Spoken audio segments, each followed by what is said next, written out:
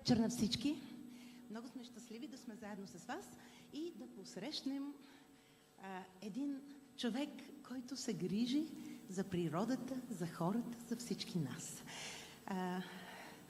Sadhguru е човека, който сме мечтали да видим на живо. И ето случи се. А днес в България, в София, той да присъства и ние да имаме това удоволствие да изпеем нещо за него и за вас. Това е женски народен хор Ваня Монева. Както виждате, всички са млади, красиви жени, а ние жените всъщност сме тия, които раждаме живота, тия, които помагаме да се случват по най-добрия начин нещата.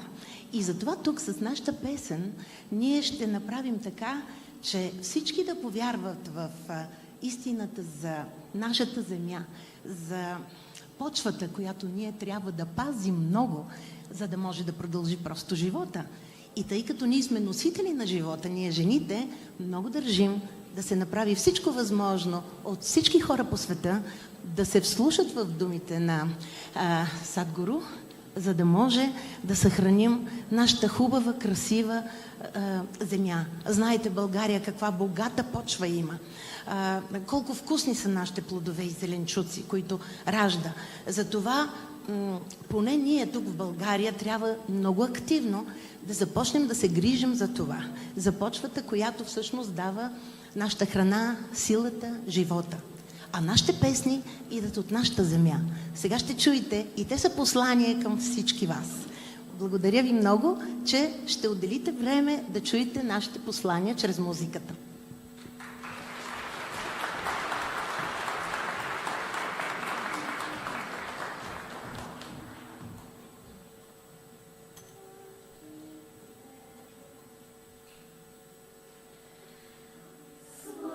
Izre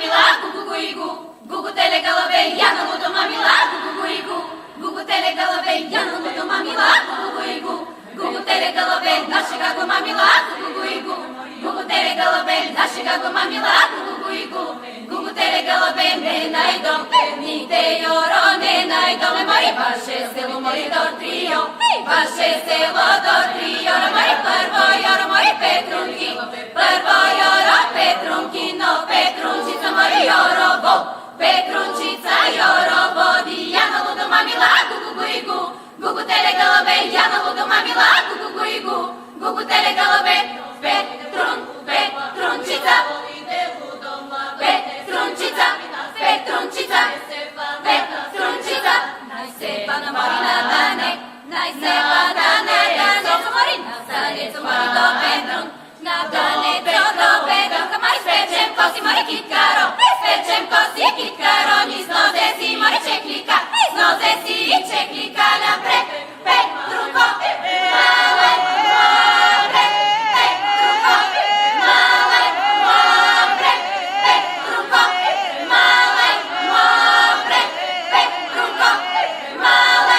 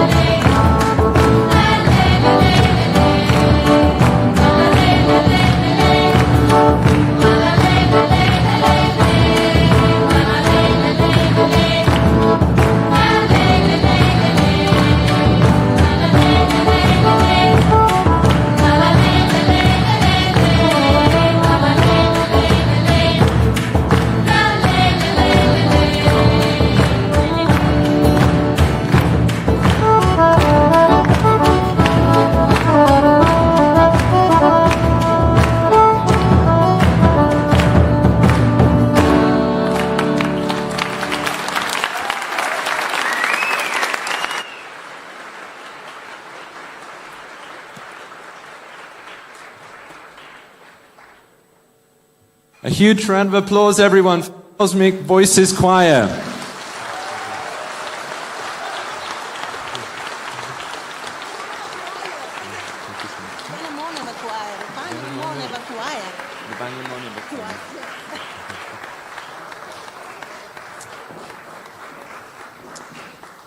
So today marks the 30th day in Sadhguru's journey across Europe and the rest of the world. We're here today, as you all know, for the SaveSoil movement, and Sadhguru's formidable journey has already taken him across the streets of Europe.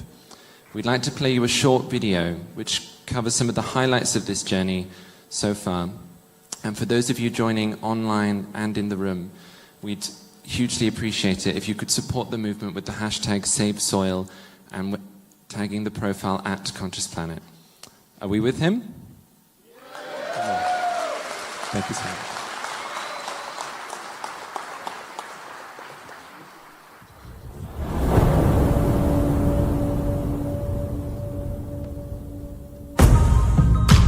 Soil is not a separate subject. If we are interested in health, if we are interested in agriculture, if we are interested in the well-being of the citizens of today and the unborn child of tomorrow, attending to soil right now, this is a must-do thing in our life. So this memorandum of understanding that we are signing, it will also bring some technical assistance to the Caribbean region. This is a historic moment because here is the first step to turn around.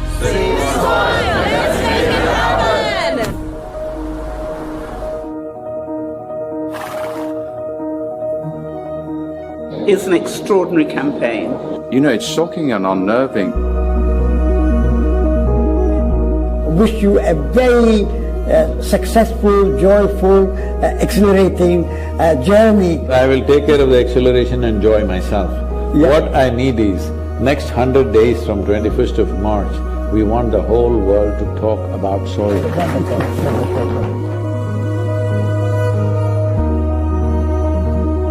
If you want to say, I love you to your child, you must just say save soil, because it is a more committed way of saying I love you. You are probably one of the most famous Indians. And what you're doing today is really important because people like you who have a wonderful following of millions and millions of people, and what you're doing with that is so important with saving the soil.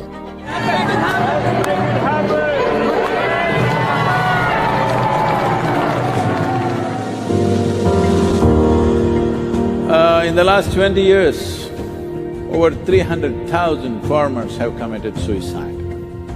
If this doesn't wake you up, what else I'm asking? What else needs to happen? Sadhguru, you have the ability to change the world for the better.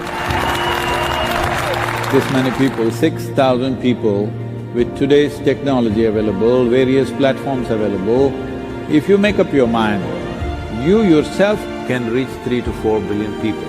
Yes or no? Will you make it happen? It is not about the motorcycle, it's not about the journey, it's not about the song, it is about moving people on the planet. Make it happen.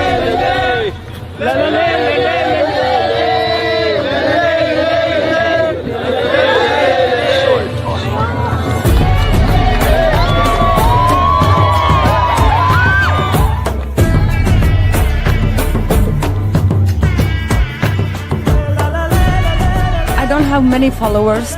What is the thing I can do to help to save the soil? In your neighborhood, do a jig. Initially, people will think, what's wrong with her? After some time, kids will come and dance with you. Tell them, just go and tell your parents, they must talk about this. I'm saying go and request people. I'm saying at this time, if you don't talk to people, we will be a very regretful generation. Please, let's not go there.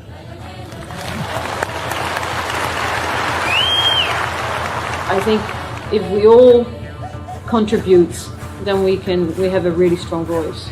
Save soil.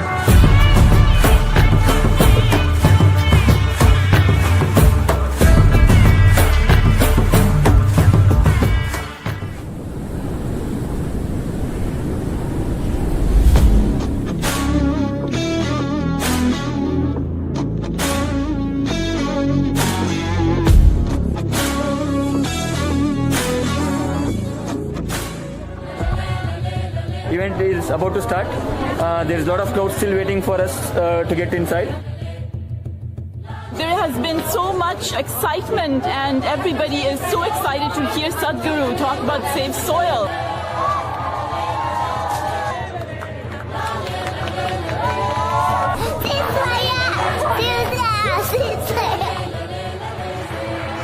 Tonight was absolutely overwhelming, and I was so honored to have the opportunity. First of all, just to meet Sadhguru was a huge honor.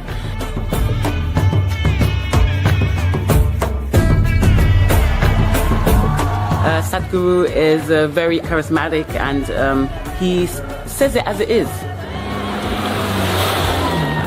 I want all graffiti artists, to whatever walls that you have, make sure that you use this. This is our time. This is our time on the planet.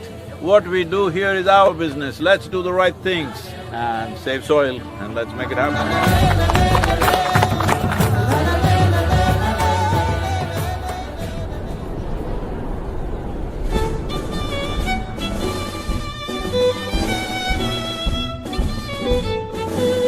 One of the most beautiful cities of Europe.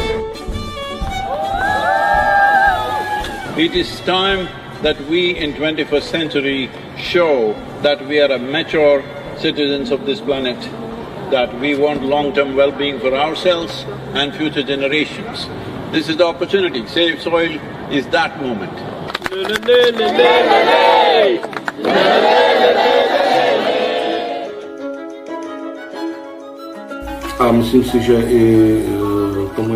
And I'm convinced that both our Minister of Agriculture as well as the entire ministry fully supports that trend or that direction. He is offering me much more than I came to ask him for. It's our common issue together. It's not for one nation, for one person, but we as people have to unite and to solve this.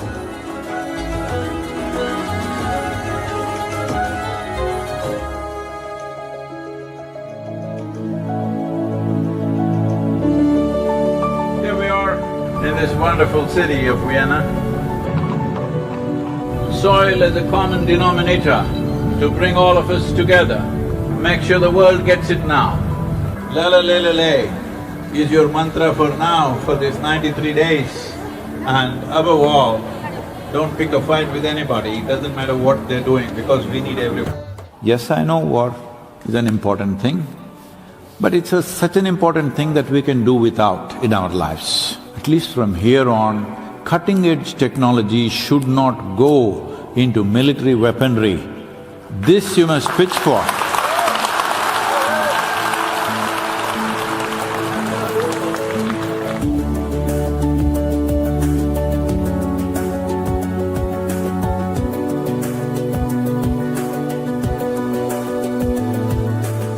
So, how do you feel here in Ljubljana in Slovenia? Feeling like it's home.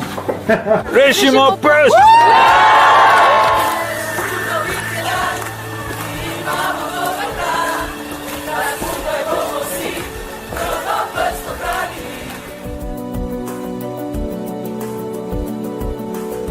All of us have been part of this destruction. The only way is all of us become part of the solution also. So let's make it happen.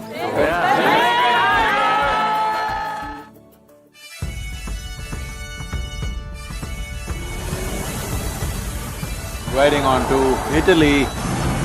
Italy is raining heavily tonight. Here in Venice, what a city! I am a huge admirer of Rome because whoever did it, their sense of geometry is so fantastic. The former president of European Parliament, he is 100% with us, and FAO is our partners now. And we are very happy that we are aligned in our message to high the profile of soils, and we believe that is very much needed. This great city, which is known as the Eternal City, we must understand over 2000 years ago, this Eternal City made the mistake of overfarming the region, and the erosions that caused did tremendous damage, and that was also the fall of the city at that time. So, the Romans of today should never make that mistake once again.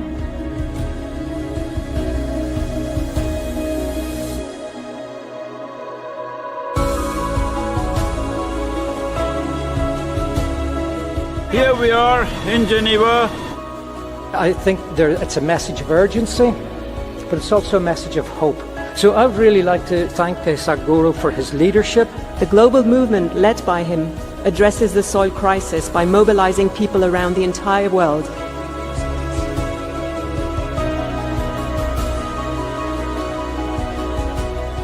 This massive fountain in the Lake of Geneva is lit up for SaveSoil today with SaveSoil colors of blue and green. You cannot stop this. The moment is on. It's going to be on till the policies are done. See, when people want it, it definitely will happen. There's no question about it. Tell me, will it happen? Huh? Yeah!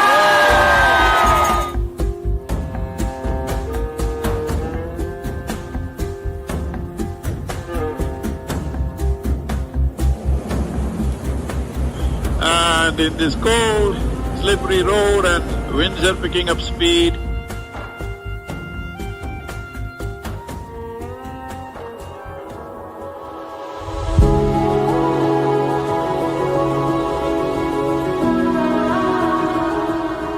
We already have one action, which is an MOU to be signed between Isha Foundation and 4 per 1,000 initiative Soils for Food Security and Climate for cooperation in achieving our objective of creating a healthier soil. So it's been a super impactful 2 days here, and just now we had our group of enthusiastic SaveSoil volunteers assemble near Eiffel Tower.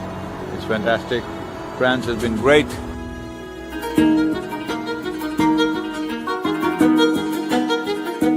Well, Brussels, you need to understand, you have a bigger responsibility than most other cities, because Brussels is not just the capital of Belgium, European Union. Let's put together and work on a common message for all to save a resource that determines our future. Save the soil. And then a smashing evening at the main event in a hall full of over 2,000 people and a super enthusiastic crowd committing themselves to make this happen. SaveSoil on the move. Let's make it happen.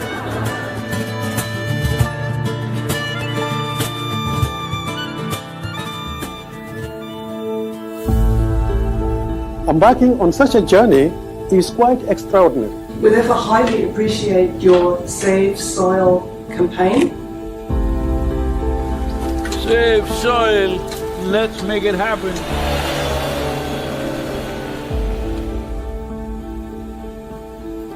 Just look up the news and see in the last 4 months, how many governments have started talking about soil because they see it's picking up momentum. But if you create 3 to 4 billion people talking about soil, that's it. That will be the main conversation in the government.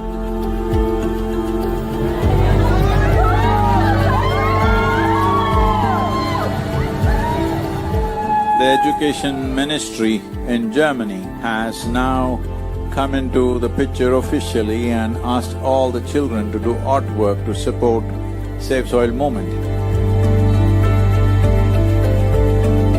Good, Arjun, wonderful. Congratulations that you wrote to the Prime Minister. Let's make it happen!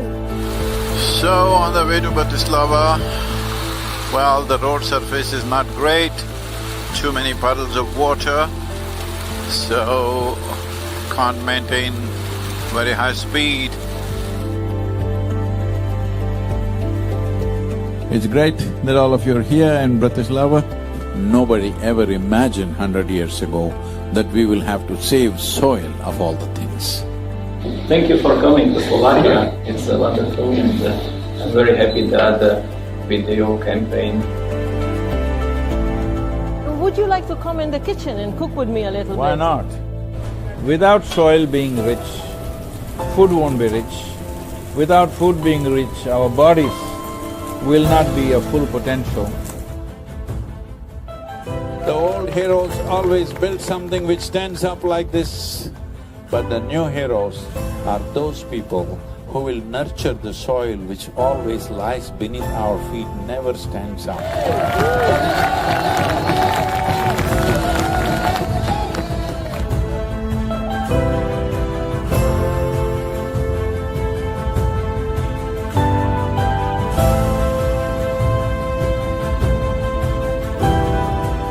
Oh, this wonderful city of Belgrade.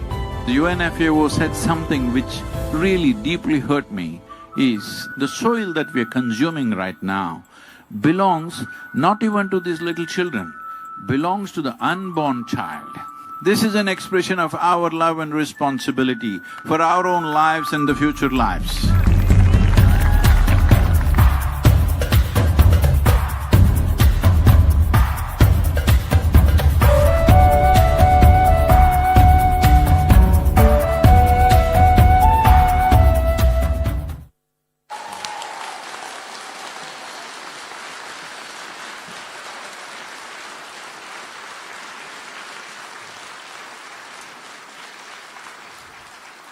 So, Sofia, are we all ready to help save soil?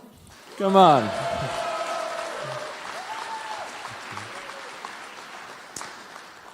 We now have the immense honor to invite to the stage Mr. Barislav Sandov, the Deputy Prime Minister for Climate Policies and Minister of Environment and Water for the Republic of Bulgaria. Please come to the stage, sir. Thank you.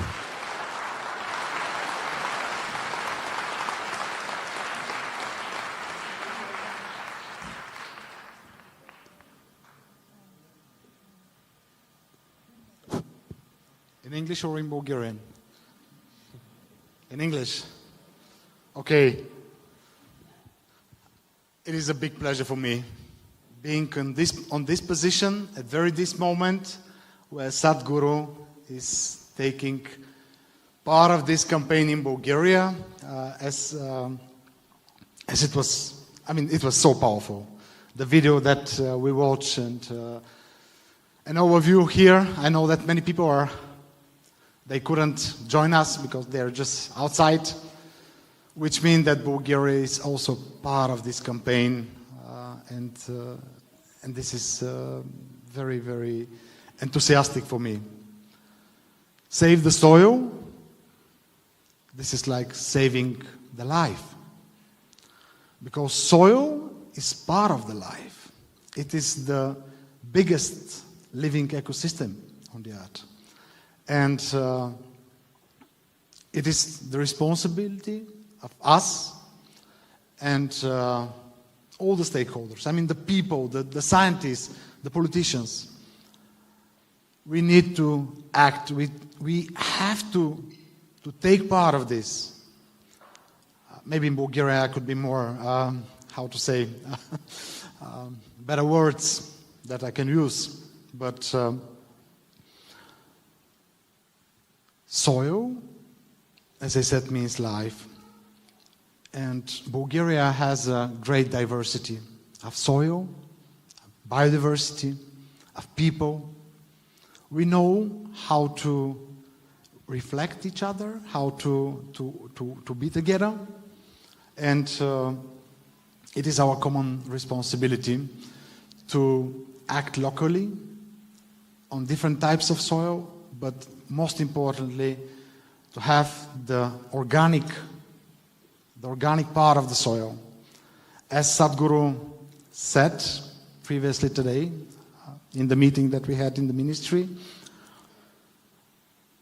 soil without the plants and the animals in it, the microflora and fauna, is sand. And sand, when you put organic matters in it, it became soil.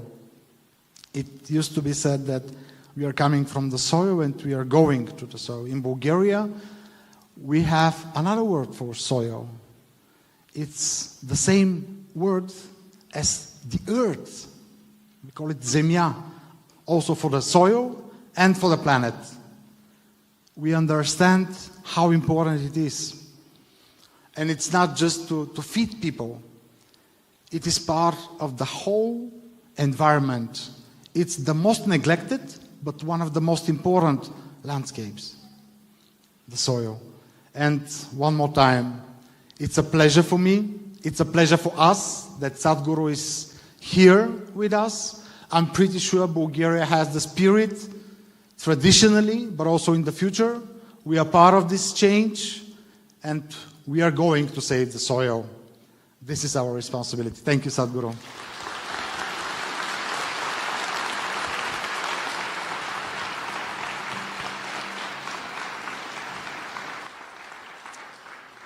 We also have the huge honor of inviting to the stage the Ambassador of India to the Republic of Bulgaria, Mr. Sanjay Rana. Please come to the stage, sir. Thank you.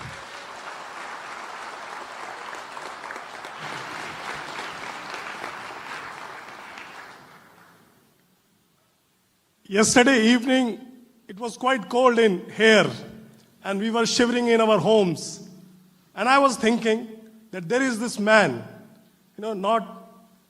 maybe not even that young. Please don't mind. Yeah. And he is riding a bike in this cold, going at high speeds on not so well-lit roads, coming from Serbia, Belgrade. And I was really shivered. But thank God, our Sadhguru is here.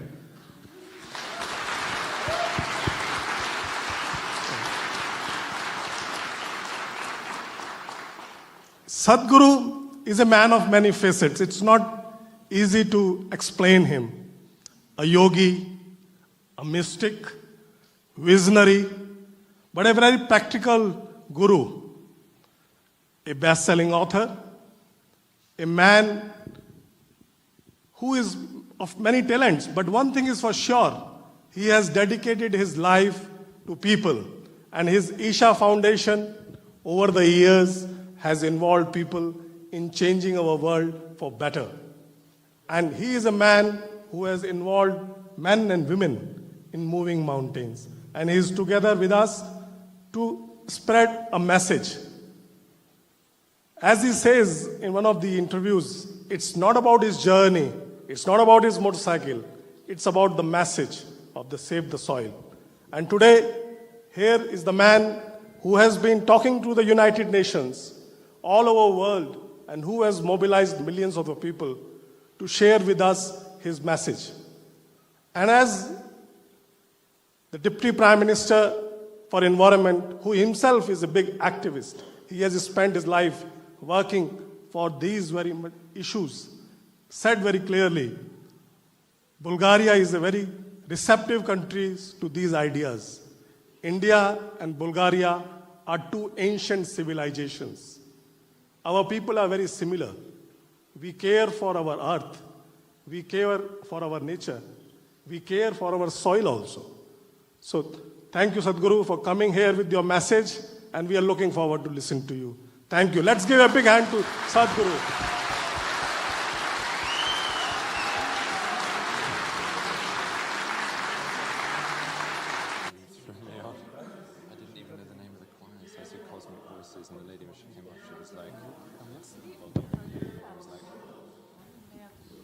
Sorry, I missed my line.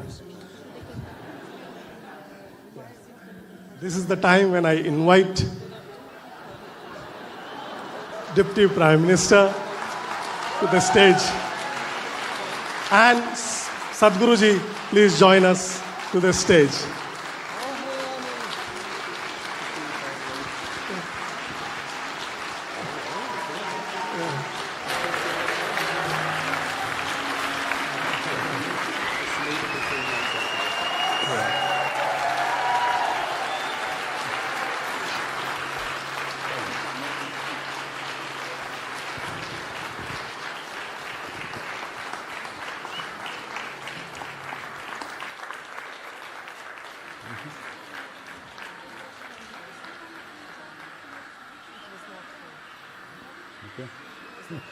Let's make it.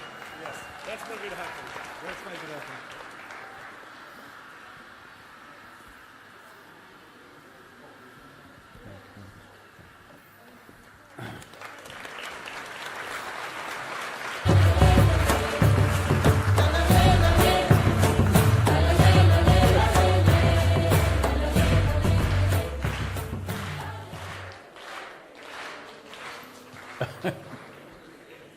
Namaskaram and good evening to all of you.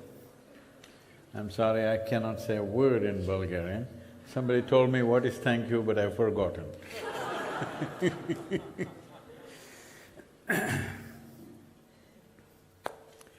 Once we come here as human beings, somehow life got complicated. If we were born like any other creature, stomach full, life settled. But once you come here as a human being, stomach empty, only one problem. Stomach full, 100 problems. Hello? Because what is that which we refer to as human comes into play only when our simple needs, biological needs are taken care of. For all other creatures, when their biological needs are taken care of, their life ends with that.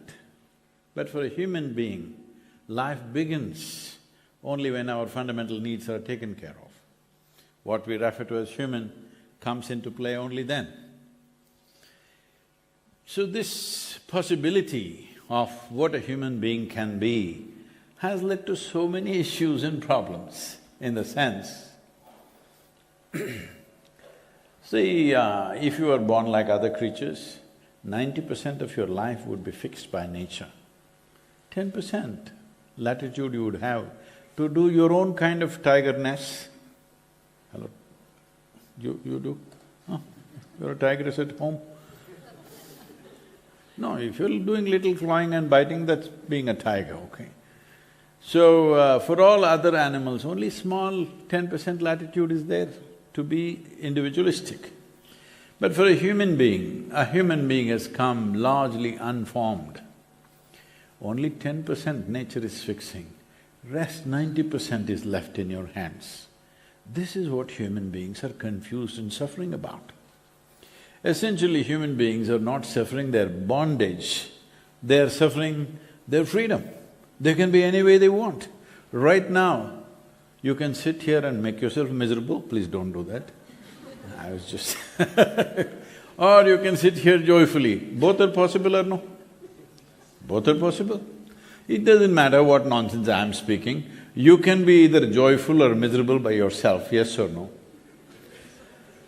But if you had a choice, if you really had a choice in your life, every moment of your life, would you choose to be blissful or miserable? You must choose, I'm going to bless you right now. Blissful or miserable? Those of you who didn't choose, you must choose, it's very important. This is the whole thing about being human, that you have to choose how to be. Every moment, how to be. Every moment, how to interact with the person who's in front of you. This is your choice. Hello? Yes or no? If you sit here, if you stand here, how to be, this is your choice every moment. If you don't choose, you will become accidental and you will fall back in the evolutionary scale. That's what is happening. So this is what human beings are suffering, enormous suffering. It's like no other creature suffers like a human being. Other creatures suffer their physical pains and, there's an ailment or an injury or hunger, they suffer that. You give all these things, keep a human being in a very good place, but still, endless amount of suffering. People come to me and say, Sadhguru, my mother-in-law, she's terrible, Sadhguru. My boss is not even human. My husband, after all her son, like this. I say, you do one thing, you come to the yoga center, I'll give you a nice place to stay, good food to eat. No mother-in-law, no boss, no husband, no wife, nobody, just you. You be like this joyfully, I will take care of you for the rest of your life. But I will do random checks on you.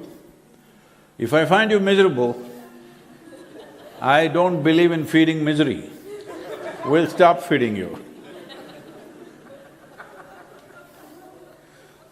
Just 24 hours you leave them in one place, in how many ways they twist themselves, all kinds of troubles. See, when you're alone, if you're miserable, you're obviously in bad company. Hello? Yes or no?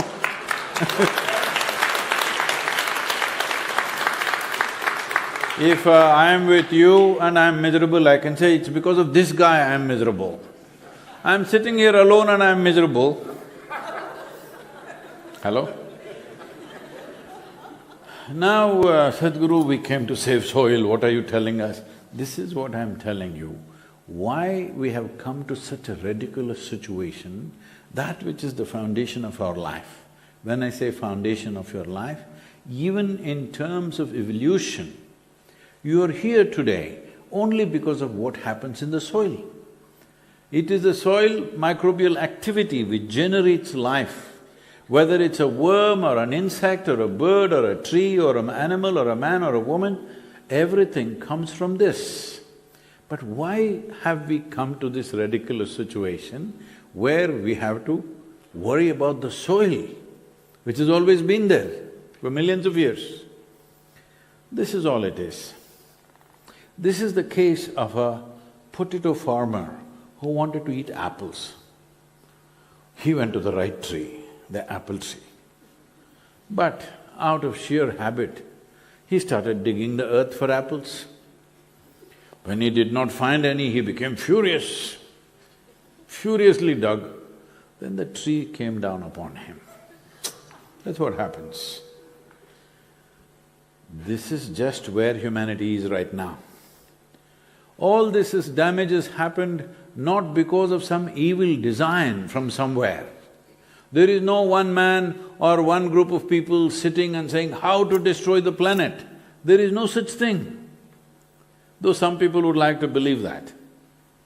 The thing is, all human beings in pursuit of their happiness and well-being, together we have done this. Hello? In pursuit of human happiness. Now, I'll ask you a simple question. Even if you're not listening to me, do you see me? Hello? Do you see me? Use your one hand and point out where I am. You got it wrong. You know, I'm a mystic from southern India. That's not a simple thing. Now, this light is falling upon me, reflecting, going through your lenses, inverted image in the retina, you know the whole story, right? So where do you see me? Within yourself. Where do you hear me? Within yourself. Where have you seen the whole world? Within yourself. Where did you see light? Within yourself. Where did you feel the darkness? Within yourself. Where did you feel joy? Where did you feel misery? Where did you feel agony? Where did you feel ecstasy? Within or outside? Always within. Every human experience, anything that's happened to you, pain and pleasure, joy and misery, agony and ecstasy, happen only within you. Did I say something wrong? Hello? Oh, then what about my husband? He's escaping. He's escaping all the blame. My wife, my husband, my mother-in-law, my neighbor, should we all let them free? I'm asking, where is human experience happening? Within you. What's happening within you must happen your way, isn't it? Hello? What's happening around you will never happen 100% your way. Even if you're just two people in the family, 100% it'll never happen your way. 51% happening your way, you have the controlling stake. 100% you try, that's the end of everything. Hello? 100% outside situations will never happen your way, but this 1% must happen your way, isn't it so? This one will not happen your way, that one will not happen your way, that one will not happen your way. Because of this frustration, these days lot of people are shifting to dogs. But these days, they also do their own thing. Hello? You don't get English jokes, is it?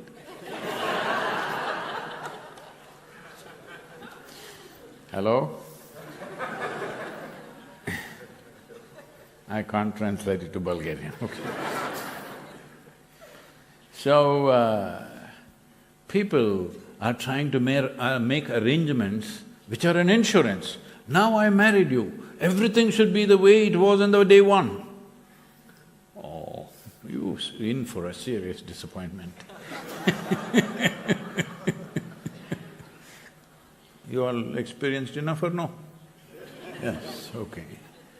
Because outside, little bit my way, little bit your way, little bit her way, little bit his way, this is how it happens. Hello? It's always going to be like that. But this one thing must happen my way, isn't it? Are we in talking terms or no? This one thing should happen my way, yes? If this one person happened your way, would you keep yourself blissful or miserable? If you were blissful, would you compulsively go and do something stupid? Everything you would do to the extent it's needed, nothing more, nothing less. This is all the human problem is. Because you're a potato farmer, wanting to eat apples, digging in the earth, not going to work. You can turn the world upside down, but you are not going to be any happier than what you are right now. Hello? Conveniences and comforts may come, but joy and well-being will never happen to you from outside, yes or no? Yes. If you are joyful by your own nature, one day when you were very joyful, have you seen what a wonderful person you were on that day? Hello? Hello? Whatever is needed, you are willing to bend backwards and do it, yes or no? A little miserable you are, oh, how hard it is to deal with you. When you are miserable, you're a nasty human being. Happens, yes or no? When you're joyful, you're a wonderful human being. This is the greatest mistake we have done, that we did not aim in this world to produce joyful and sensible human beings. We always thought good human beings we must produce. People who think they are good, they're usually insufferable. Because goodness comes by comparison. How do I become a good man? He is not okay, he is not okay, she is not okay, she is not okay, he is not okay, he is not okay. Compared to all these people, I am a good man. Suppose you were the only person on this planet, would you know whether you're good or bad? Hello? No. But would you still know whether you're joyful or miserable? You would? So, instead of looking at what is existentially, experientially true for us, we have been focusing on what is social realities.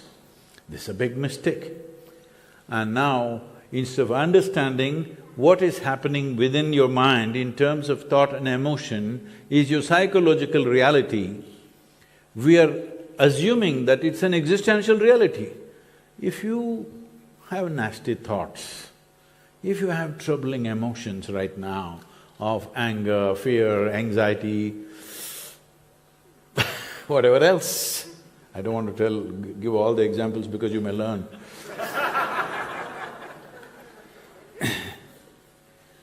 If you are going through all this, it's essentially your psychological drama, isn't it? But you think it's real. After all, it's your thought.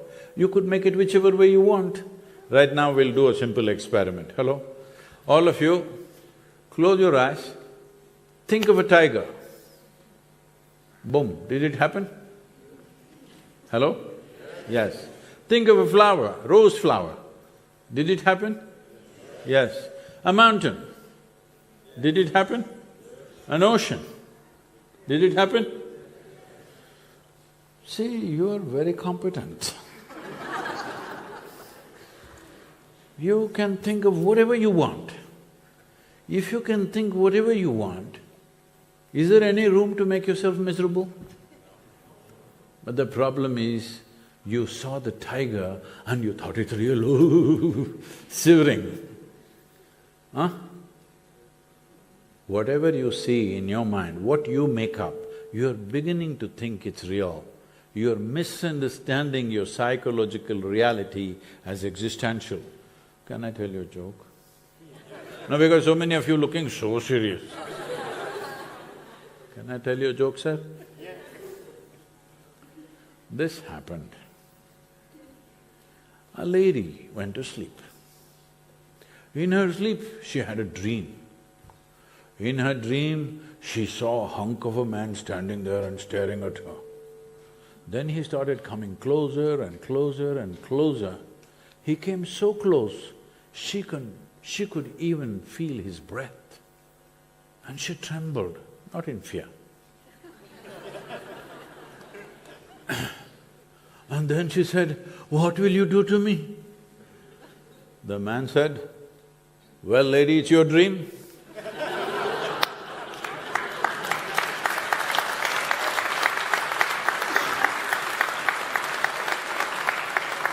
What's happening in your mind is your dream, isn't it?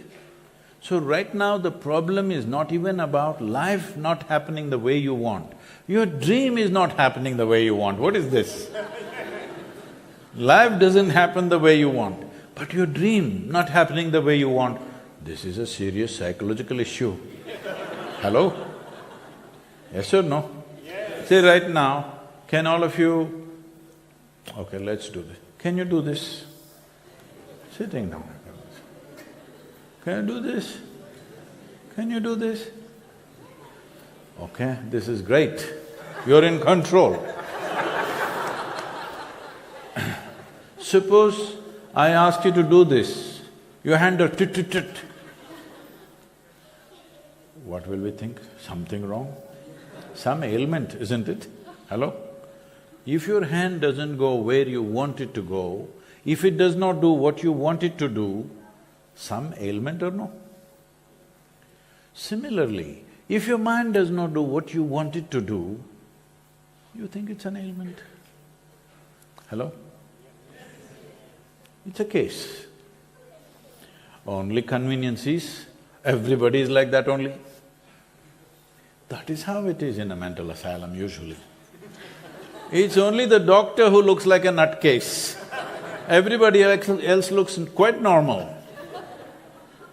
Right now, what's happening in your mind, you think is real in the world.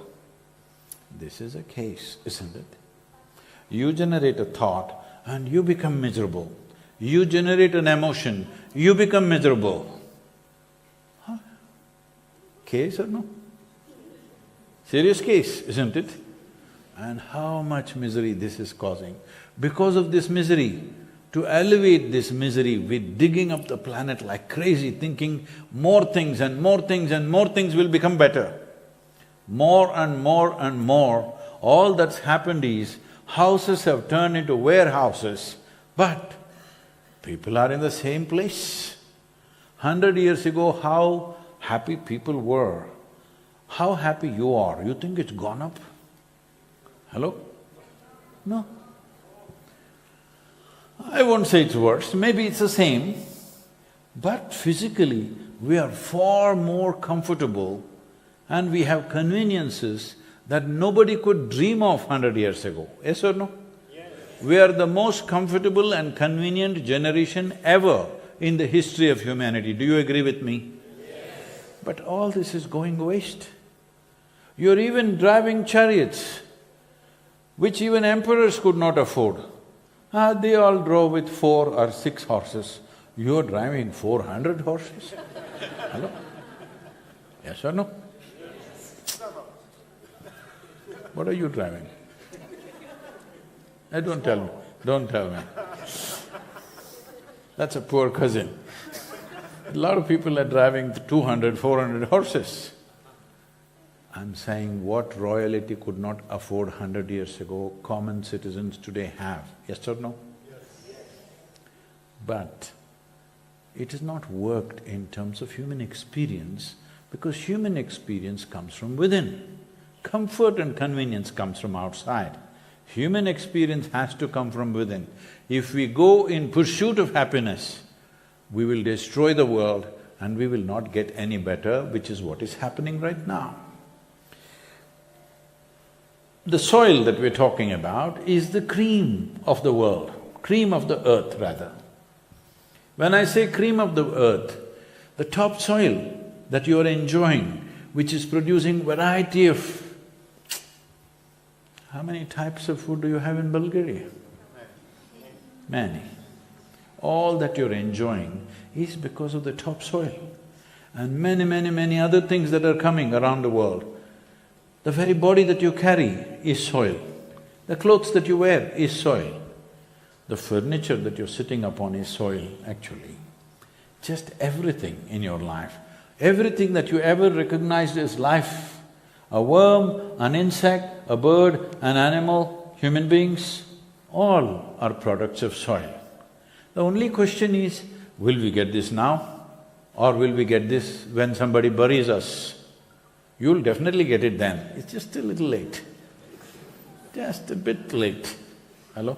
Maybe a few days, because within a few days they bury you here, right? Okay. Few days late. So all the great people, countless number of people who walked this planet before you and me, where are they? All topsoil. Hello? This will also become topsoil. But if we understand this now, we can make a difference for ourselves and for future generations. But if you get it only after you buried, you still make good manure, but we could have done something else with it. This will be buried in topsoil too, unless your friends bury you real deep, fearing that you may rise from the dead. No, that also is there possibility. Can I tell you a joke? Come on, you're getting very serious.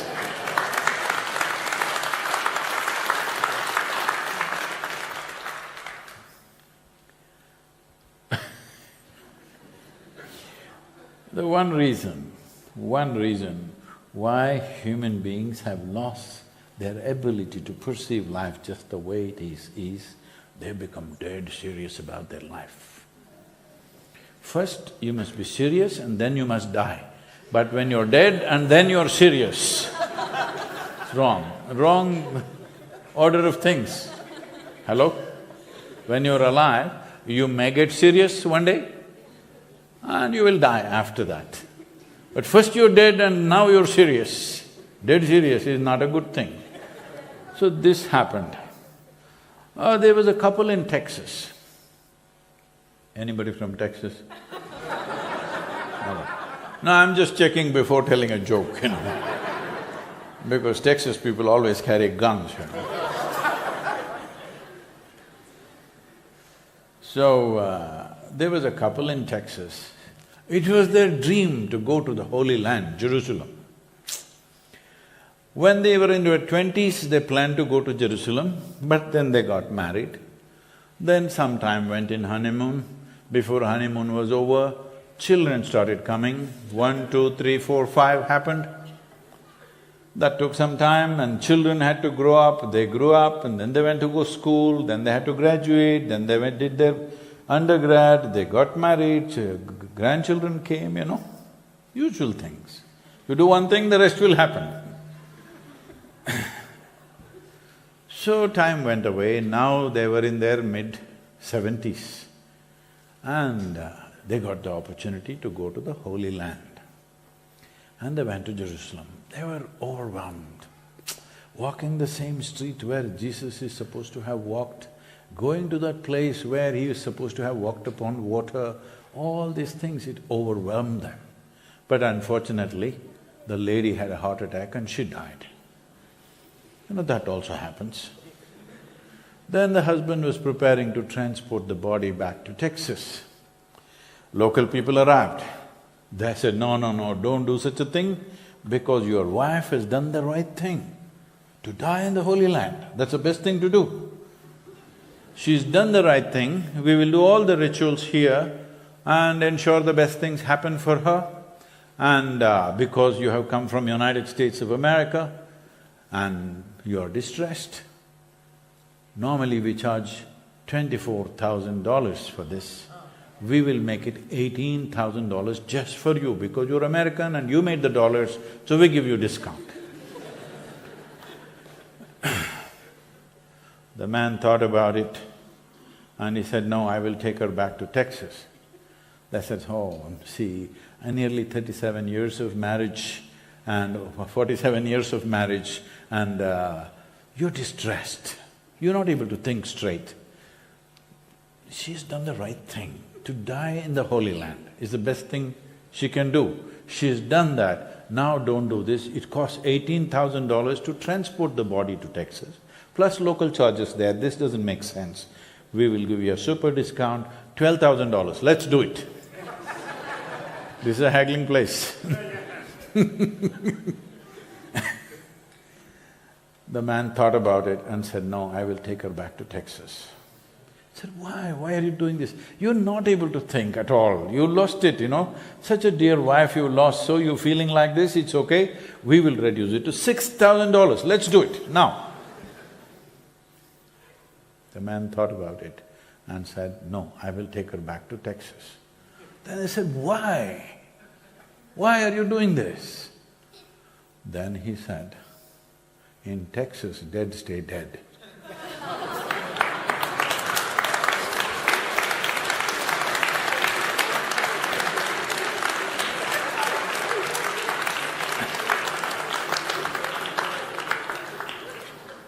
Now, this is the problem with us.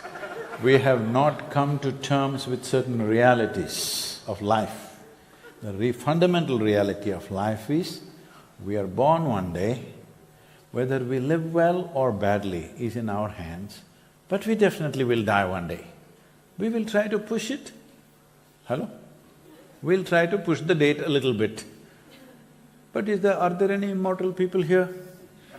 Hello? All are dying sort only, right? All are dying sort? That's good, because that means you're a normal human being. Otherwise, you're a dangerous human being. Dying kind of people are good. We don't want you to die today, we want you to have a long life, but you must die one day, yes or no? It's a good thing or no?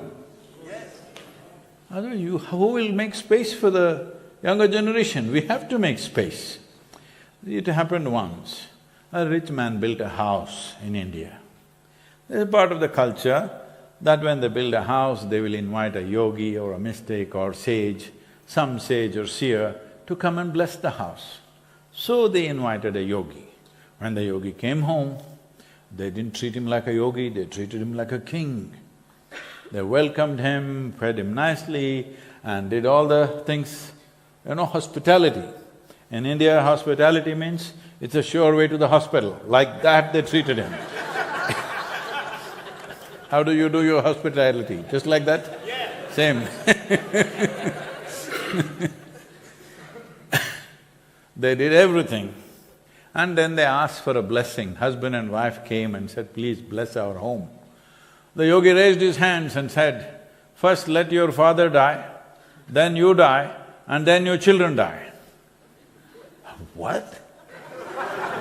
We treated you like a king, and now when we ask for a blessing, you say first my father should die, then I should die, then my children should die? What the hell are you talking here? The yogi was surprised. What did I say wrong? Isn't this the way life should happen to you? First your father should die, then you should die, then your children should die. If you die before your father, that's not good. If your children die before you, not at all good. Hello? First your father should die, then you should die, then your children should die. This means life is happening in its natural order. Well, we would like to kick the can and push the date a little bit, do some yoga, we will help you to push it. But there's nobody who avoids it. So why I'm talking about this when it's about soil is because everything that you see as life here has come from that, and it has to go back to that. You may have grand ideas as to who you are. As far as soil is concerned, you are just a recycle. A pop-up and pop-back. You've seen those pop-ups in your computer screen? Poop, poop, gone. So in terms of the life of this planet, you are just a few seconds blimp, happening and going back. So, but human beings, because of our cerebral capability and our competence to do things, we should have figured out one thing. See, the reason why nature left your life free, that means for all other creatures, nature has put two lines. For the human being, there's no top line. You can be any way you want. Because nature trusted your intelligence and competence, that you will naturally do good things to yourself. But it looks like humanity is trying to prove nature wrong in every possible way, because what has happened is, this is not me, okay? The modern scientists are saying, the genetic scientists are saying, the difference between you and a chimpanzee in terms of DNA, the DNA difference is only 1.23%. 1.23% is not much of a difference, isn't it? Hello? Hello? So physiologically, that is how close to a chimpanzee you are. But in terms of intelligence and awareness, you're worlds apart from a chimpanzee. So right now, you have an intelligence for which you don't have a stable enough platform. That's your problem. If you do not stabilize this platform of your physiology, of your chemistry, of your energy systems, if you do not stabilize this, your own intelligence will freak the hell out of your life. That's all that's happening right now. If you remove half the brain, your brain I'm talking about, you will be very peaceful. Always peaceful, isn't it? Hello? About 3 years ago, this happened in the city of Hyderabad. You heard of Hyderabad in southern India? A television anchor, she was a reasonably popular woman, a young woman in her… she was 32 or 33 years of age. One day she jumped out of her 5th floor balcony and she killed herself. And she leaves a note. This note was plastered on every television screen. Anybody in India at that time would have definitely seen it. She wrote, "Nobody is responsible for my death, my brain is my enemy." This damn brain, it took millions of years of evolution to get this damn brain to this place. Yes or no? To bring you to this level of cerebral capability, it has taken millions of years. Now this brain is your enemy because you didn't learn how to handle it. See, do you agree with me that this human mechanism is the most complex and sophisticated machine on the planet? Do you agree with me? Yes. Have you read the user's manual? That is the problem. If you don't read the user's manual, then if I give you a touch-screen phone, you do. You're a blacksmith, what can I do? You will end up saying all kinds of things that you didn't intend to say. That's what is happening with this. This is more than that, it can create the touch screen. So this must be more subtle than that. If you just think about it, it happens. Hello? If you just incline like that, it will happen. Yes or no? If you just smell something, it'll happen. Pleasantness and unpleasantness, both will happen. It'll happen, isn't it? That subtle. Such a machine we gave you and you're not reading the user's manual, this is a serious problem. Now, without reading the user's manual, such a sophisticated technology, is this the greatest technology on the planet? Do you agree with me? Hello? Because every other damn technology came out of this, isn't it? But you don't want to read the user's manual? It functions accidentally. If something functions accidentally, anxiety is natural. Hello? You do one thing, there is a challenge like this. There is a bicycle with a handlebar. If you turn it like this, it'll turn this way. If you turn it like this, it'll turn that way. Have you seen that one? There is a challenge, you have to learn to ride it, it's counterintuitive. Suppose we made your car like this. If you turn like this, it'll go here. Oh, you'll be terrorized, isn't it? Hello? That's all that's happening with this. Without figuring out how this works, you're trying to go through life and you're in pursuit of happiness. In that pursuit, you are uprooting every other life on the planet. When I say every other life on the planet, in the last 70 years, 67% of the vertebrate life is gone. In the last 50 years, 92% of the freshwater aquatic life on the planet is gone. 80% of the biomass insects are gone. What's our plan? Hello? What's our plan? Suicide, is it? Because this is suicide. We are heading that way. The problem with us is, we have this issue of walking into disasters and then grieving over it. But as a generation, we have this opportunity. If we act now, in the next 10-15 years, we can make a significant turnaround. But if you let it pass now for another 30-35 years, the loss of biodiversity per year is approximately around 27,000 species are going extinct per year. At this rate, in another 35 to 40 years' time, we'll reach a point where it'll be extremely difficult to turn the soil around, or probably it'll become impossible. That's where we are going. So, what I'm telling you is, if we have any love and concern for our own lives and our children's lives and every other life that lives on this planet, it's time to act. It's not time to debate. Debating time is over. Disagreeing with each other time is over. You saying one thing, me saying one thing is over. Time to act. Because if you delay it by another 2 decades, then it could slip out of the hand completely. This is not… I'm not a doomsayer, you can see that. Hello? This is not a doomsaying. This is not about being on a guilt trip, oh, what have we done, what have we done? This is about expressing our love and responsibility for the life that we are and the life that everything else is. If we don't do this now, we will be really, really sorry generation. Let's not go there. Every responsible scientist is pointing out by 2045, we'll be producing 40% less food and our population will be well over 9 billion. That's not a world you want to live in. I want you to just imagine, in Sofia, if 40% of the people have not eaten anything for 3 days, what do you think will happen? Your pretension of being civilized, do you think it'll work? Your civilization will evaporate in no time. Even your humanity will evaporate in no time. Yes or no? We must understand this, only when basic sustenance is taken care of, upon that human life is built.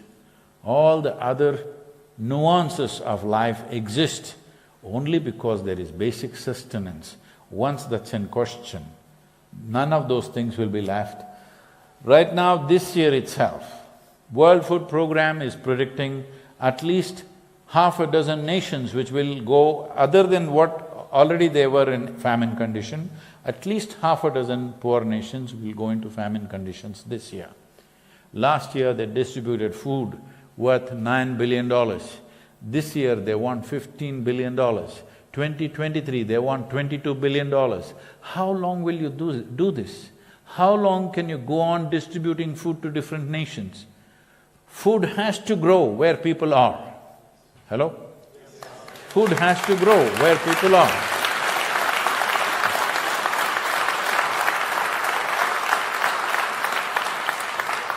Well, maybe you can't grow a kiwi fruit in your local garden, but at least basic food has to grow where we are, for every population. It is expected by 2032, 1.2 billion people will be migrating, both because of food and water shortages that will happen in the world. 1.2 billion people, when they move, your walls and your guns and your police and your armies cannot stop people. 1 billion people, you cannot stop. And above all, when people migrate, forced migration, unplanned migrations, when they happen, the amount of suffering that human beings go through cannot be described, especially women and children. What they go through when they're dragged through strange lands where they don't know how to handle themselves, what happens to them is unspeakable. Even now it's happening. Media counts only the dead, understand? You read, if 100 people died drowning somewhere, you will read about it. But 1 million people suffer Nothing is written about it because nobody can write about it, what happens to a human being, the degeneration that happens to their lives. If this has to stop, it's important. Soil fertility has to be raised in every part of the world, every government. It's not just about Bulgaria. Bulgaria should raise its voice in such a way that the rest of the world will hear it. It's very, very important.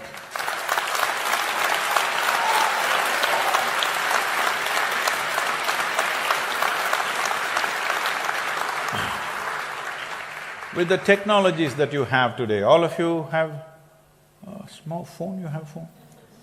What is it, smart one or a dumb one? You have a smartphone. No, I'm just asking because you refer to somebody as smart only if they're smarter than you, isn't it? Yes.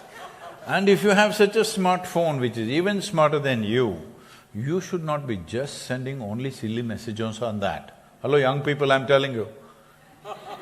5% silly messages you can send, I'll allow that. Rest of the thing, something more useful needs to happen because I want you to know, never in the history of humanity did we ever have a technology to sit here and reach the whole world. Never, isn't it? Now people are complaining, oh, social media is causing stress to me. God damn it, if it was there, there'll be stress. If there is no… if you were a caveman also, you would be stressed. Yes or no? Yes. So, this is a powerful tool that you have. If you make up your mind, you yourself, this group here itself, 1,000 people, you yourself can galvanize 3 to 4 billion people. I'm addressing the COP15 in Ivory Coast in the month of May. If we have 3 billion people by then supporting soil, don't have to support me, say something about soil. Every day get up in the morning and say something about soil. Hello? Yes. On your phone, on the different social media platforms, say something about soil. Otherwise, just come on the street and shout and dance, soil, soil, somebody will take a picture and put it on TikTok. Do whatever you have to do, but I'm telling you, as citizens of this world, as a generation, if we don't act now, we will seriously regret. World Food Organization, Food and Agricultural Organization, that is UNFAO, is saying that the food that we're consuming right now actually belongs to the unborn child. An unborn child means it is the most helpless life, most defenseless life. Yes or no? Even if you try to do something funny with a 2-year-old, he will at least bite you, at least try. But an unborn child, a child which is in the womb of a woman, if you beat it, there's nothing it can do. Yes or no? If we eat up the food of that child, it deeply pains me. Hello? Have we become that kind of people that we will eat up the food of the unborn child? Have we become like this? It's time to act. Because if we don't act now, it'll be very, very difficult to reverse things in another 20, 30 years' time. It'll become very difficult. There's one more danger to Bulgaria, our Honorable Minister was pointing out today. And this is something I've been speaking to European Union, but still not been taken seriously because everybody is concerned about the war right now. I don't know what is the excitement about the war. It's a horrible thing to do to each other, all right? But when have we not been doing it? Last 100 years, tell me how many wars have we fought? Endlessly we're fighting. So war is a concern, not that it's not a concern, but there are other concerns which we cannot fix if we don't do right things. For example, if the temperature in the world goes up by 2 degrees, which every possibility there is in the next few decades, then the wind speeds in the world will pick up anywhere between minimum 15 to 30 degrees speed, extra speed will happen for the winds. If that happens, suddenly one day you may find millions of tons of sand from northern Africa may just land in Bulgaria because you're in the wind tunnel or in many other countries. One day, suddenly, overnight you can turn into a desert. Leave the slow process, overnight you can turn into a desert if the wind speeds pick up another 25 to 30 kilometers per hour extra other than what it is right now. Even now the sand is coming to Bulgaria, but the quantities are not threatening. But if the wind picks up extra speed, it can transport millions of tons of sand. Within a few days, the whole place could be covered in sand. We are not looking forward to such prospects, but it's foolish having such a big head as a human being. It's foolish not to foresee things and to mitigate those situations. If we are a smart generation, we will mitigate the disaster before it comes. If we are a foolish generation, we will sleep through it, fall into it, and then grieve over it. Like as we're doing with wars. We have enough experience with wars, we know what causes them, isn't it? When you and me start talking hot words, next thing is hands will come into play. Yes or no? Don't we know this? So when somebody starts talking hot, somebody should know how to cool it. No, we allow it to go, we all add to the heat, and then suddenly when things explode, oh, we're all shocked. What are you shocked about? When the whole damn world is piling up, arms and armaments at the quantity in which they are piling up, you're surprised it is being used? You think it was there for exhibition or you think it's artwork? Hello, I'm asking you. Across the world, every nation is piling up huge amounts of arms, investing trillions of dollars into it. You think it's being done simply for… they're collecting, is it? Like stamp collection. When it is used, why are you surprised? So this is what I'm saying, such short-termism. If we are really interested in war should not happen, we want a peaceful world, should we not work at that? Hello? After it explodes, what's there to do? See, if two people are talking hot words, we must cool them, all right? Once one guy slaps the other guy, then it has to happen, isn't it, the rest of it? Once one thing happens, the rest of it naturally happens. I'm not trying to support anything here. All I'm saying is this is a natural process between human beings.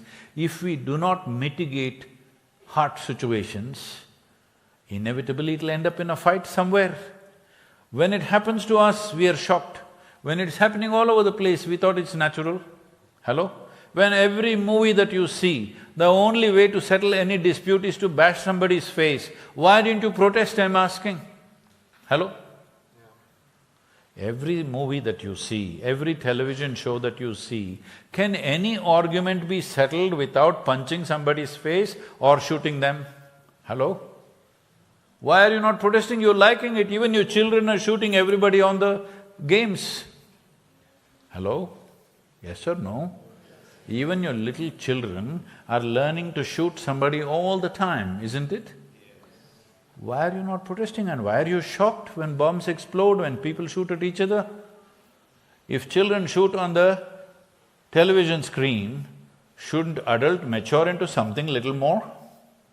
Hello? Please, this is very important. I'm saying we are talking about soil now.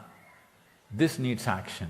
Similarly, many other aspects of our life need action, but we think we can sleep through things and everything will be okay. Is sleep a crime? I'm asking you. No, sleep is a good thing. But if you sleep through your life will become a disaster. And a disaster is worse than a crime. Crime affects one or two people. Disaster does terrible things to everybody, isn't it?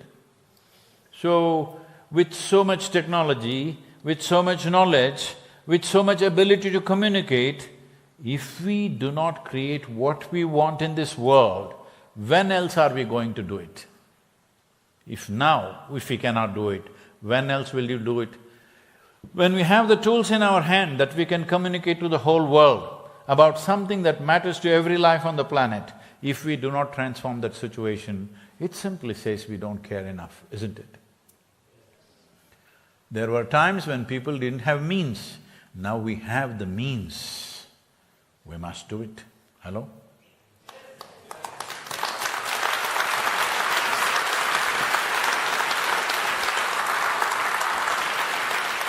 Please, if any of you have any questions, we'll take 1 or 2 questions, I don't want to hold you too long. Where are those fine ladies who were singing that choir? Fantastic. Where are they? Are they here?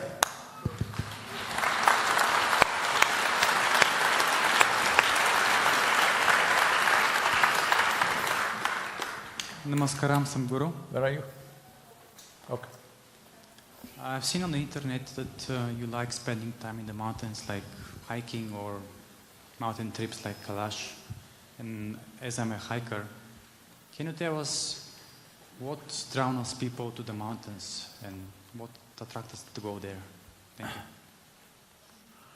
you. Not everybody goes to the mountain. Some people go to the mountain, some people go to the ocean, some people just go into a forest, some people like it in the city. A lot of people like it in the city. Very few people go to the mountains actually. Yes or no? Now that you're asking about these mountains, let me tell you, I have an addiction for mountains, just like you maybe. So, we always set up anything we want to set up somewhere close to a mountain. So the Isha Yoga Center in Coimbatore, our backyard is mountains and 10,000 square miles of rainforest. So, once Shankaran Pillai came to Isha Yoga Center. What? You met him? Shankaran Pillai came. Shankaran Pillai means it's like John Smith, common man. He came to Isha Yoga Center and he said, I want a room with the best view. So, we have one block, residential block called Chitra block. The first floor, Chitra block, west side, is the best view. So that room was given to him. Next day morning he came to the welcome center and freaking, I asked for a room for the view, room with a view, and you gave me some other room. They looked up and said, well, room number 8 in Chitra block, it has the best view. What is the problem? They said, the damn mountain is in the way, I can't see a damn thing. But not everybody mountain is a favorite place. I've been trekking from very early part of my life, almost every year. And every time I go and there for 3 weeks and sore muscles, bad bathrooms and everything else, sleeping on hard surfaces, everything. At the end of 3 weeks, I've decided never again, mountain, I'm done with it. But within 3 months, we'll be planning the next trip. So like this, from the age of 19, every year I've been in the mountains. So, what is it about the mountains? There is a need for a human being to rise to a high place. And if you can't do it within yourself, mountain gives you a good view, makes you feel like you're up there. And if you don't know this, those who climb the peaks, they never stay there, they just stay for a few seconds and come back. You know this? Because they want to come back. So, I've been on top of Mount Everest. You didn't know? Come on, don't do that. Let me tell you the whole story. There is a climber from Indian Navy who went up and he used the practices, we taught him Shakti Chalana Kriya, he used that and none of his team members made except himself and 2 Sherpas made it to the top. And there, in gratitude, he held my photograph and took a picture. So I've also been there.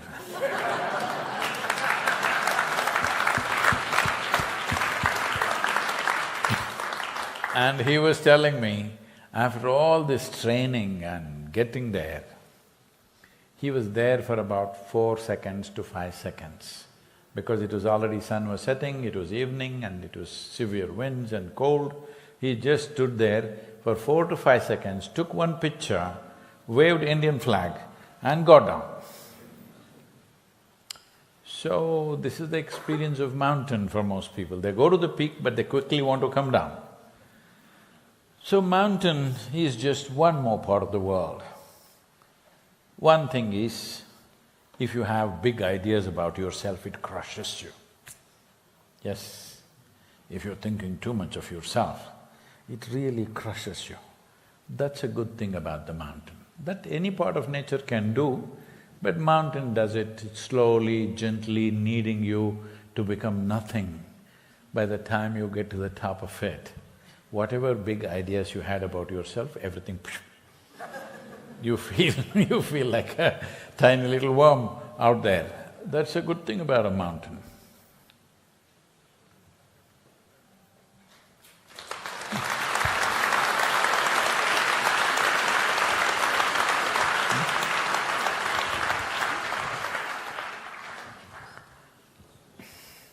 Sadhguru, thank you very much for what you're doing and for who you are. You helped me a lot, and I wanted to ask you something. You talk a lot about consciousness, conscious planet, right? So why aren't we naturally conscious? Why do we need something big to happen, something to shake us, and then we start thinking about that and become more conscious? And it seems it's been like this in the past, and now, why aren't we natural? Why aren't we naturally conscious? Because you're not natural. That's why.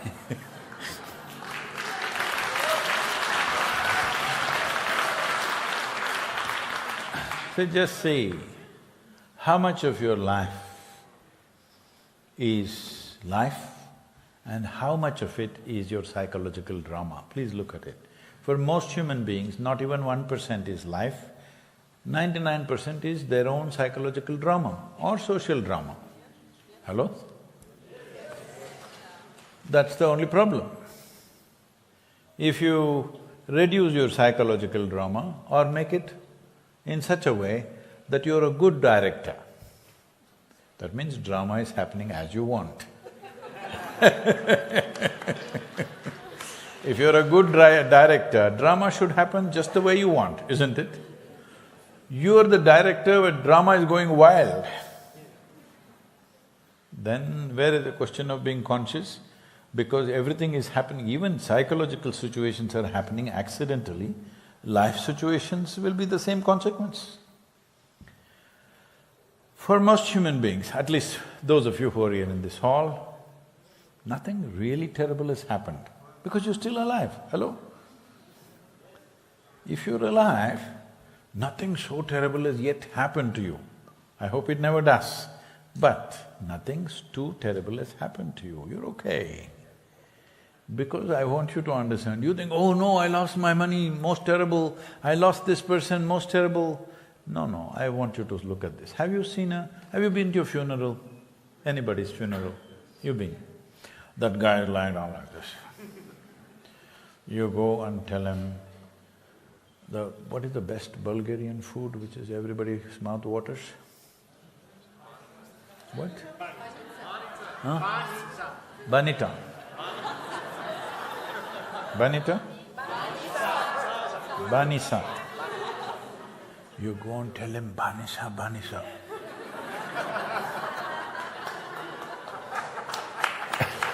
You tell him, $1 billion right here, right here. You tell him, most beautiful woman is here. You tell him anything. Why do you think this guy is like this? Because once life is taken out of him, that guy is not interested in a damn thing in the universe. Hello? Because that's all you have. Rest is all your imagination. The only and only goddamn thing you have is you have life. That's the most precious thing and the only thing you have. Yes or no? Rest is all imagination. Now, your own imagination has become so big that you're walking like this and you're willing to die because somebody said something. Somebody just called you an idiot, what about it? Hello? What's wrong with truth, I'm asking? Because if somebody can freak your life with one word that they say, obviously they're telling you the truth, isn't it? People, yesterday somebody is asking me, Sadhguru, how do you manage? We are on social media, here and there we find people criticizing us, saying nasty things about us. We can't take it. How do you take it? 25 years they're continuously accusing you of all kinds of things. I said, what can I do? It's dog's pleasure to bark. When somebody says something, I don't ignore them, I listen carefully. If there's some truth about it, let's fix it. If it is not, that's the way it is with them. But if you know what you're doing is significant enough, what somebody says, what does it matter? Hello? Hello? What somebody says matters because you've shaped your whole life on other people's opinions. Yes or no? We are a volunteer-run organization. About 5,600 full-time volunteers, over 17,000 part-time volunteers. What a volunteer-run organization means is, nobody is trained for the job. Everybody is enthusiastic. And you cannot fire them because they're volunteers. You run something like this, you'll go crazy, believe me. So people keep coming to me every other day and say, Sadhguru, I can't work with her, she's so horrible, I can't do it anymore. I say, see, on this planet, this is the kind of horrible people there are. Like this one, like this one, like this one, like this one, this is the kind of horrible people there are. If you see that what you're doing is significant, you learn to work with these horrible people. If you want to work with perfect people, go to heaven and today. Hello? If what you're doing is important, you must work with people who are there. You want to work with those perfect monuments, you must go. Today, you shouldn't postpone it. Hey, when you're going to heaven, can you postpone it? You cannot postpone it, you have to go there soon, isn't it? Because if I get there, I'll come and disturb that also. Before I go, you must go. No, I'm joking with you. I'm saying the problem is this, that you have become more of a psychological and social creature, not an existential life. Your first life, then everything else, isn't it so? Even your gender, your social position, your education, your nationality, your race, your religion, everything is secondary. First thing is your life, isn't it? This is why soil, SaveSoil need not be just an ecological movement. This can be a, globally unifying humanity kind of movement because we have found every kind of difference. If you look at you, oh, what is your nationality, what is your gender? Gender is also a question now, we can't make out anymore. What is your gender, what is your race, what is your religion, what is your caste, what is your creed, what nonsense political philosophy do you believe in? We have found every possible way as to how to separate ourselves. We definitely need some common ground, isn't it?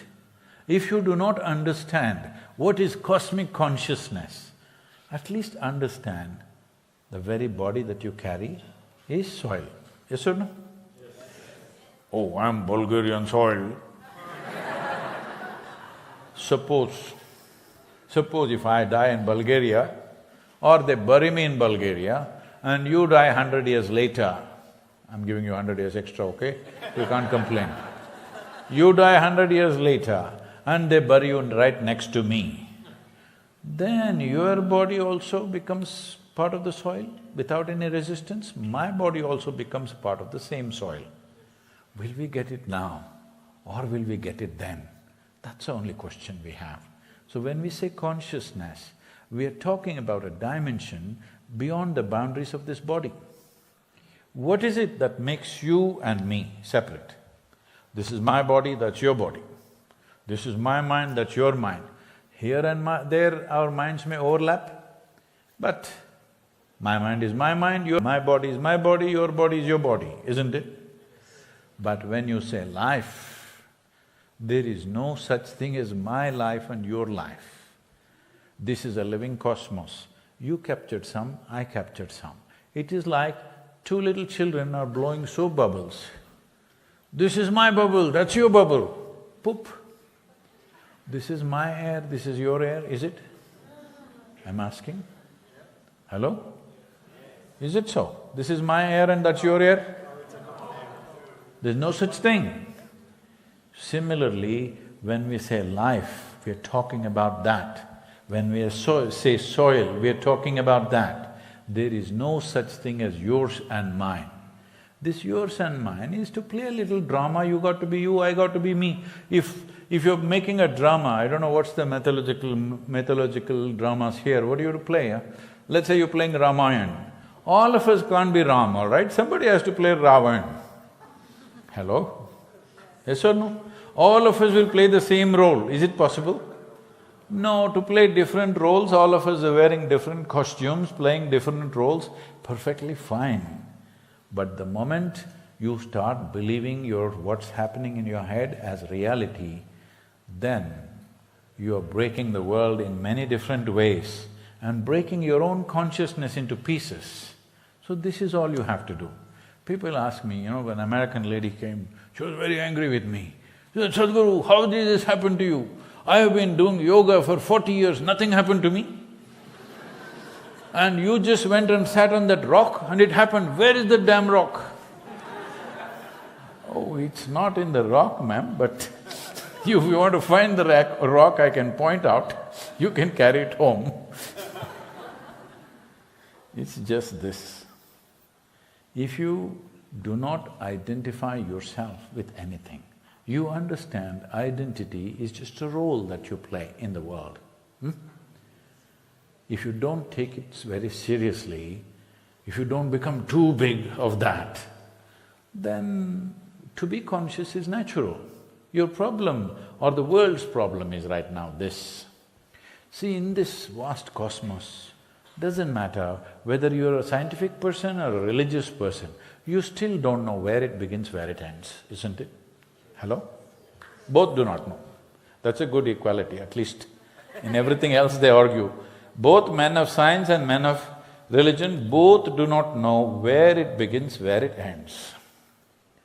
In such a vast cosmos, this solar system is a tiny speck. In that tiny speck of a solar system, planet Earth is a microspeck. In that microspeck, Bulgaria is a super microspeck. In that super microspeck, Sofia is a super microspeck. In that, you're a big man.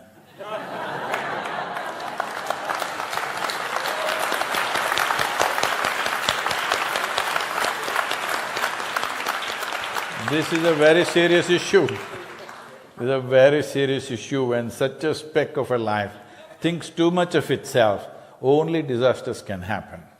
So consciousness means just this, that in your life you begin to experience yourself beyond the framework of your body, because this is what the boundary is. You need to understand the physical exists only because of a defined boundary. If there was no physical boundary to this, if there's no boundary to this, I cannot say this is my body, isn't it? Hello? If this was all over the place, could I call this my body? Only because of a defined boundary, this is my body right now. So, the physical definition, you know your body you slowly accumulated. Hello? You're not born like this. Hello? You slowly accumulated the food that you've eaten, what is that?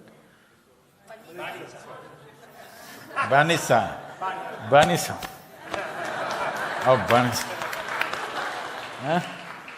Well, Banisa and whatever else, slowly we accumulate it. What you accumulate can be yours. I will not dispute that for now, but cannot be you, isn't it? Hello? If you just understand this much, experientially, you will naturally become conscious. There's simply no other way to be. So consciousness is not something one day it'll explode. You are consciousness. If you're not conscious, how would you know you're here? The question is, how conscious? Right now, before when the ladies were singing here, somebody was playing with the lights, I think. It did not light them up. Why? Not enough light. If you put on only one light, you will be seeing only 3 people who are standing here. Then you think only 3 people are there. If you light up 2 more lights, oh, you will see, 25 people are here. If you light up the whole hall, suddenly you see, so many things are here, all right? This is all it is. You are already conscious, little low energy. Why low energy is, you are building too much inertia in the body. When I say inertia in the body, one thing is, see, for most human beings, their whole life is about making arrangements for their body and their psychological comfort. Physical comfort, psychological comfort. Entire life goes in this. Just settling the hair. Somebody was telling me, there is more… the volume of money invested in hair care is about 3 times or 4 times more than what is spent on brain neurology in the world. No, I'm not saying anything about this thing, it's good. It looks good. You're not investing anything. You must stand up and show them what kind of… Say, he's not in…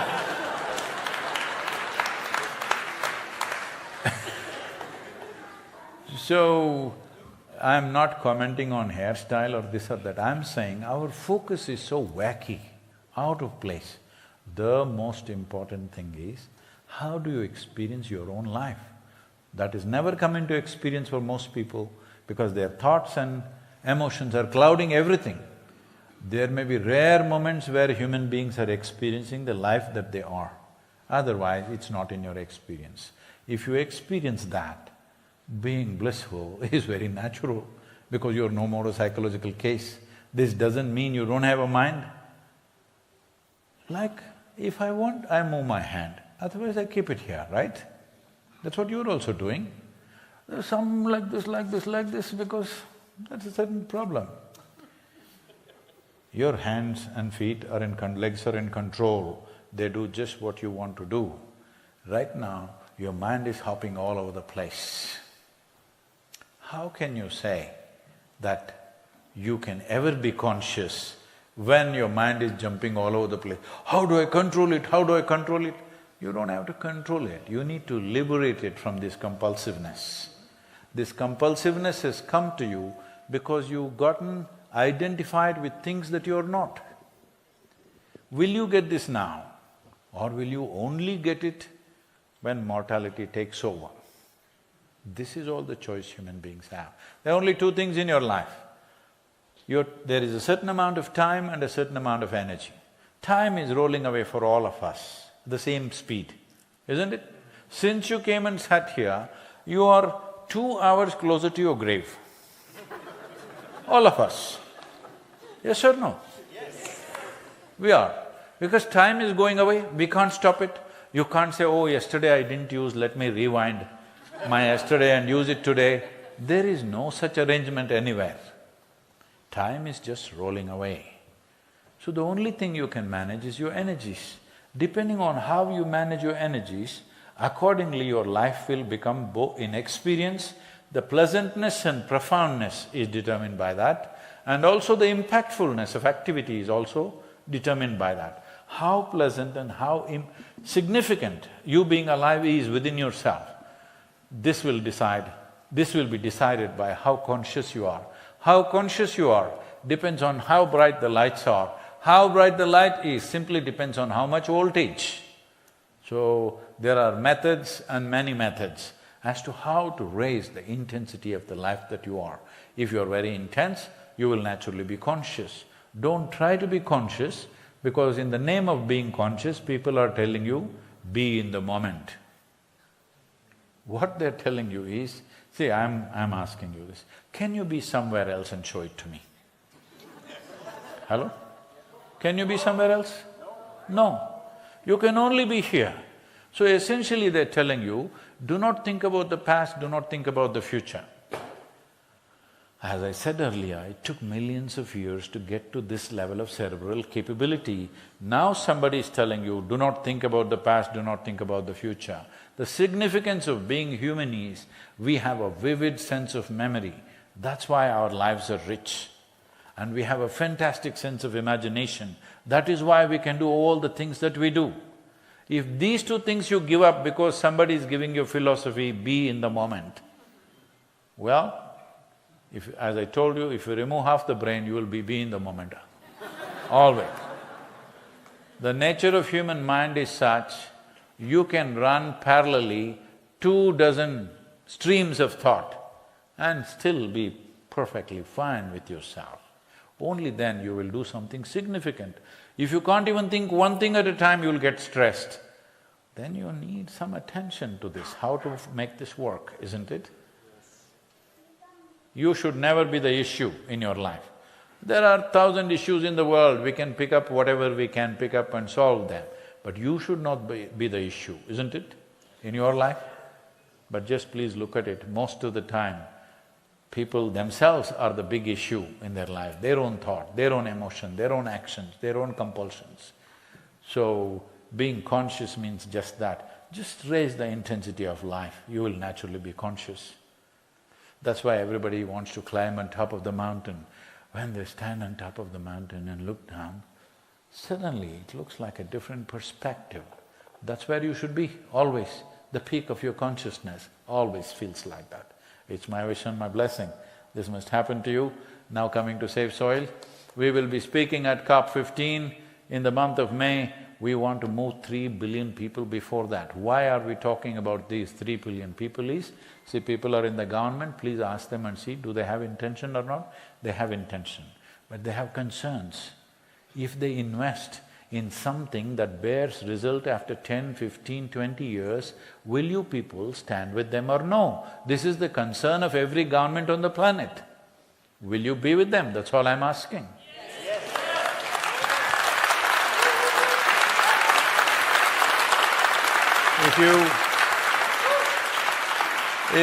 If the people… because most nations are democratic, I want you to understand, a democratic nation means we've elected governments for 4 years or 5 years in different nations.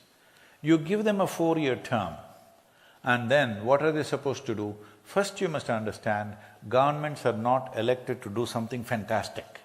They are elected to fulfill people's mandate. Hello? So they are trying to fulfill the people's mandate. In how many years? Within the 4 years.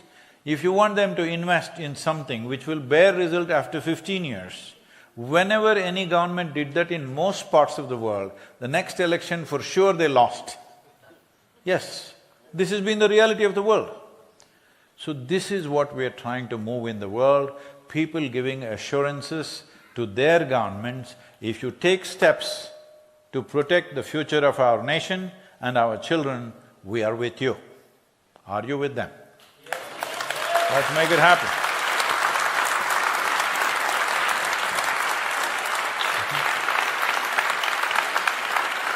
So, there is a… all of you already know this, there is a soil anthem, I think. Is there anything else? Please, somebody closing it. Oh, this thing, this one. You know, I have been asking for many years now, I've been petitioning to give me at least 3-4 hours extra per day. Just denied till now. What can I do? What's it? Soil anthem, please.